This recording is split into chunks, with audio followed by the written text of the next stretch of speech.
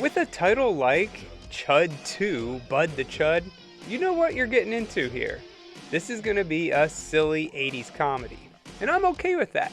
The first one wasn't necessarily the most serious horror movie ever, so let's watch Chud 2 and see how it holds up.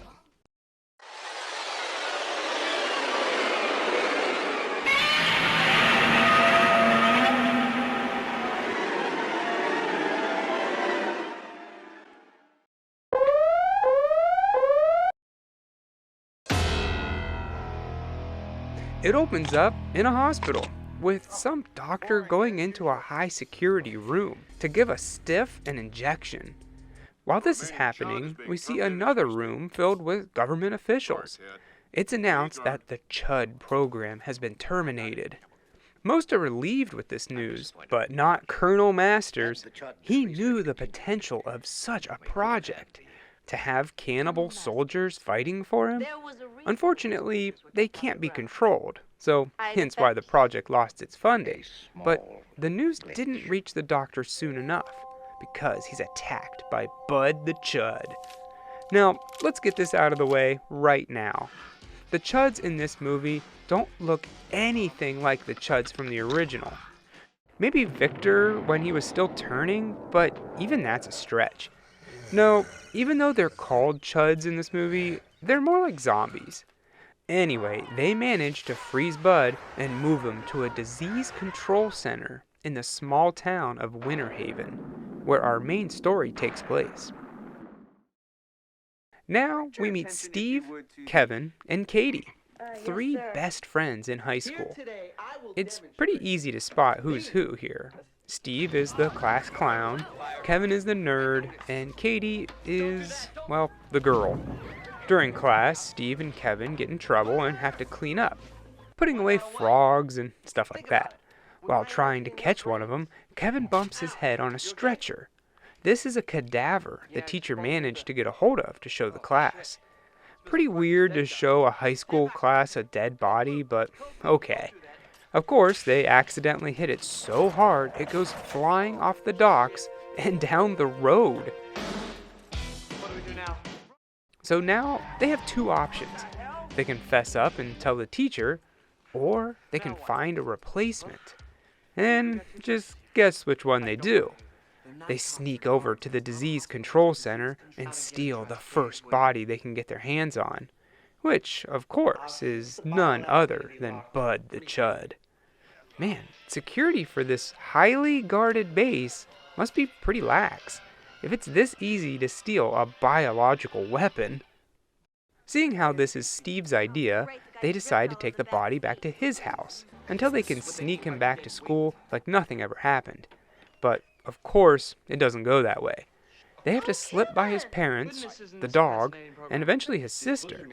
But with Kevin's help, Steve manages to do it, throwing Bud into the bathtub, which is full of water. The kids discuss what to do while using a blow dryer to cover up their voice. And, wouldn't you know it, Steven's mom knocks, scaring him, and he drops it into the tub, electrocuting Bud, and bringing him back to life. Steven's excited by this, thinking that a combination of his mom's bubble bath and electricity can bring back the dead. Little does he know that this isn't a human, but a CHUD. Instead of dealing with their problems, the guys meet Katie at the local burger joint for dinner, leaving Bud at home alone with the parents. As you would assume, crazy antics follow, with Bud narrowly missing getting caught in the house. He's not hiding from them or anything, it's just kind of like Mr. Magoo. He does things like chase the dog, flood the bathroom, and check out Steven's room, which inside he finds a picture of the three friends. It looks like he has an instant attraction to Katie.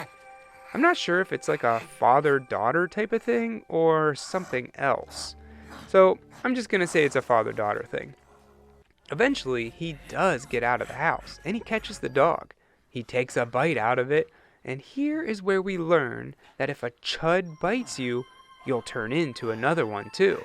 So they are basically like zombies. While all this is happening, the teens meet up and discuss what to do with their newfound discovery. Steven wants to get rich and famous, while Kevin wants to come clean. Katie doesn't seem to really care, but we do see Kevin awfully protective of her, our first sign that he has a crush on her. Because I like her. A lot. So now Bud's out on the streets of Winter Haven, and the first thing he does is become a peeping Tom. He watches this chick work out for a while, and when she goes to feed her cat, he walks up to her. At first, she's turned on, and for a minute, I thought this movie was going to take a turn for an X rating. But when she sees his nasty teeth, she screams, and Bud bites her, turning her into a chud, his first of many human victims.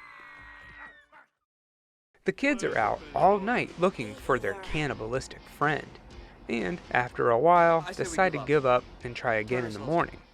The next day, the dog attacks the mailman like the rabbit from Monty Python.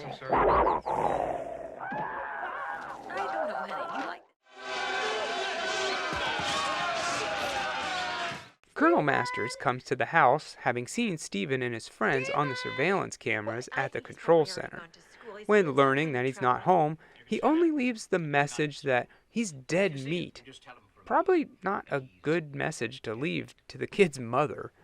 Well, isn't that a little harsh? Not only are the kids going to be in trouble with their teacher for losing the cadaver, but now they're in trouble with the U.S. government for stealing Bud. So they skip school and go out looking for him. And honestly, it doesn't take that long. He's just chilling in the back of a truck. The kids follow him to a barn and fight him a little bit until they can get away. As they make their escape, the government comes in ready to take out some chuds. Bud escapes, but they manage to freeze one of them, which stops it, if only for a minute, because we learn that the chuds can now raise their body temperature to melt the ice. This is big news because they're mutating, getting stronger, and eventually they'll be unstoppable. That night, we see the army of chuds, and their numbers are growing. It also just happens to be Halloween night. Hey, is that Robert Englund out trick-or-treating? What a weird cameo. Well, with all the people out roaming the streets, it's pretty easy prey for the chuds, who even manage to turn a few kids. But then they move on to searching for humans with a little more meat, and the high school Halloween dance would be the perfect place to find it. Our heroes also know that the chuds will go where there's loud music and crowds, so they head to the Halloween dance as well, armed with only the freeze gun to protect them.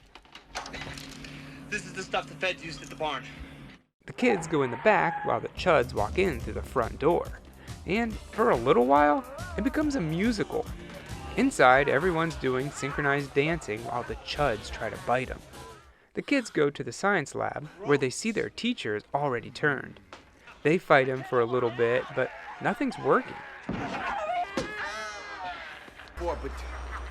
Finally, they freeze him, and then pump him full of electricity, which blows him to smithereens. So now, Kevin comes up with a plan, but they're going to need to get all the chuds into the pool. Easier said than done. Well, Katie changes into her swimming suit and gets all the monsters' attention. And, of course, they all go running after her, led by Bud. All the zombies jump into the pool one after another, and once they're all in there, and Katie's out, they freeze them. Honestly, this is a pretty chilling sight. Seeing all these people halfway frozen in the ice, it's creepy. For this movie at least. Steve and Kevin try to find a way to electrocute them all, but they're not fast enough, and the ice starts to melt, Steven getting bit on the foot. Bud gets out and chases after Katie, where she escapes to the diving board, only for the chud to corner her with nowhere to go. It's looking pretty bad for Katie, but then Bud literally rips his heart out and tries to give it to her. Aw, isn't that cute? I think. Well, Kevin blasts him with the freeze gun, as Steve electrocutes the pool.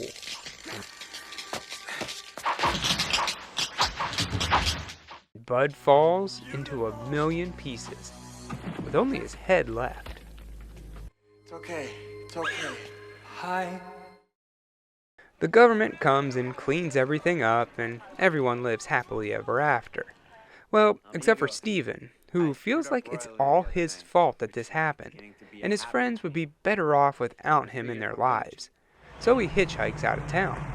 Oh, and for some reason, Colonel Masters is now a CHUD in the back of the truck. And Steven? Yeah, he's a CHUD too, turning after being bitten by the one in the pool. And that was C.H.U.D 2, Bud the CHUD. What'd I tell you? It was a pretty silly movie. They definitely took a different direction than the first. In fact, originally, this wasn't even a sequel to C.H.U.D, but Return of the Living Dead, which makes a lot more sense. If you go into Bud the CHUD in the right mindset, I think you'll have fun. One thing that I didn't really talk about is how funny Steven's parents are. They're your typical 80s parents that don't really know what's going on, and they just kind of leave their son alone to do whatever he wants. I know that they're only there for comic relief, and it works. They're funny. Oh, and the dad is the voice of Stu Pickles. I don't really know where that fits in, I just wanted to mention it. Don't tell me Sally's been flushing her toys down the toilet again. No, Tommy, not the tie! Oh, no. I also really like the main theme, Bud the CHUD. It's super catchy, and I guarantee it will get stuck in your head. If you loved the first CHUD and expected to see more here, you'll be very disappointed. This isn't a proper sequel, but a whole other movie. It would kind of be like saying Jurassic Park is a sequel to King Kong. Sure, they both have big animals in them, but they're two totally different movies. So instead of calling it C.H.U.D 2, Bud the CHUD, call it 80s zombie horror comedy, Bud the Zombie. At least that would be more accurate. I give 80s zombie horror comedy 2 frozen CHUDs out of 4. That Eskimo looks like he's wearing it. No, I thought he was wearing a tuxedo. It's a penguin.